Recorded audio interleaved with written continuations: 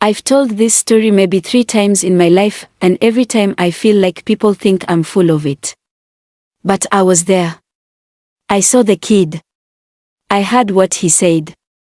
So yeah, believe me or don't. But you'll never forget what happened to Caleb. It started the night he just stood there in the parking lot. Not moving. Just staring. We were wrapping up youth group, one of those cheesy Wednesday night hangouts at a small town church. I wasn't even supposed to be there long term. I was 19, doing court-ordered community service after a DUI. Part of my hours were helping out with church stuff. I wasn't religious, didn't care for any of the Bible talk. Just wanted to finish my hours. That night, I was taking out the trash. It was around 8:30. Cold as hell. I remember seeing my breath in the air. And then I saw Caleb. He was standing at the edge of the parking lot, right where the woods start. He wasn't moving. No jacket. Arms at his side. Just staring straight ahead. I thought maybe he was waiting for a ride. But he hadn't come to group that night. We'd been told he was sick. I called out, "Hey, Caleb." He didn't respond. I got closer. I remember this horrible feeling hit me, like the way your stomach drops before a car crash. Just looking at him, I knew something was off. His lips were moving fast, but he wasn't making a sound. I got close enough to hear. "Get behind me, Satan. Get behind me, Satan. Get behind me, Satan." Over and over. A whisper. Same tone every time, like he was stuck in a loop. I asked, "Hey man, are you alright?" That's when he looked at me. And I swear to God, his face didn't even look like a kid's anymore. It looked older. Worn out. And terrified. Eyes red like he hadn't slept in days. He said, "He's back in my room. He won't leave." I told him to go, but he laughs now. I didn't know what he meant. I asked who he was talking about, and Caleb just shook his head and said, "He waits under the bed now. Says him he's." That shook me. I figured it was some mental health thing, so I went back inside and got the youth pastor. Told him Caleb was acting weird. We both came out, and by then Caleb was pacing in circles. Still whispering. Still saying that same line. The pastor tried to talk to him, then called Caleb's parents. They showed up 10 minutes later. And they weren't scared. They were mad. His mom went full Karen, yelling at the pastor for not minding his business, and his dad just grabbed Caleb by the arm and yanked him toward the van. Caleb started screaming. Not like a tantrum. Like pure panic. Like someone being dragged to their death. He kept yelling, "Don't take me back there. He waits for me." I prayed. I'll never forget that line, I prayed, but he won't leave.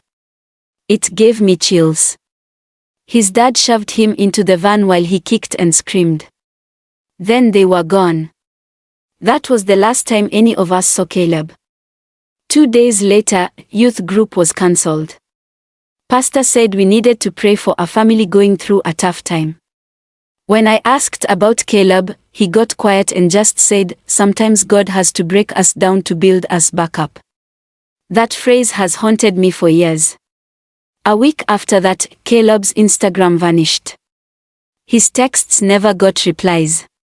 One girl from the group claimed she heard from Caleb's cousin that the family sent him to some Christian camp for deliverance. Another said he got homeschooled in the woods now. Nobody really knew. His house got real quiet. Curtains closed all the time. Lights always off. Then his family moved out about 3 months later. No goodbye. No forwarding address. They just vanished. Here's where it gets worse. A year later, I was working construction and drove past the old house they lived in. It was up for rent. I don't know what made me do it, but I packed and walked around back. The basement window was open, barely. Like someone tried to pry it and stopped halfway. I looked inside and saw writing on the wall. In black marker. All over. It was hard to read from that distance, but one phrase was repeated over and over. He won't leave if you believe. The want was crossed out in a few places and rewritten as can't.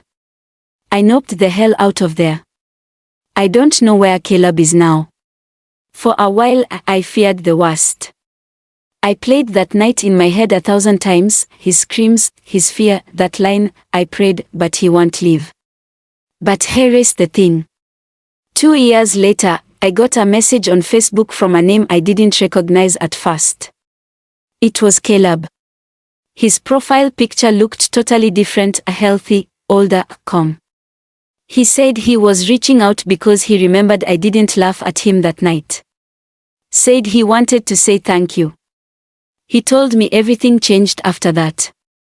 Said his parents didn't send him away exactly, they brought him to a family friend who was a missionary and counselor.